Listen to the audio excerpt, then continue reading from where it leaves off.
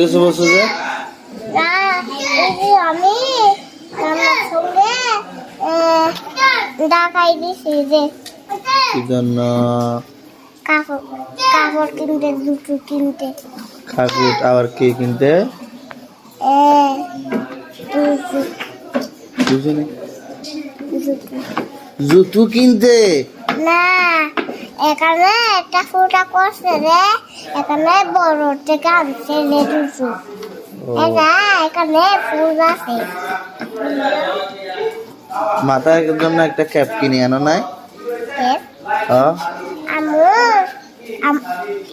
আমার থেকে বলে ব্যাগে টাকা নাই।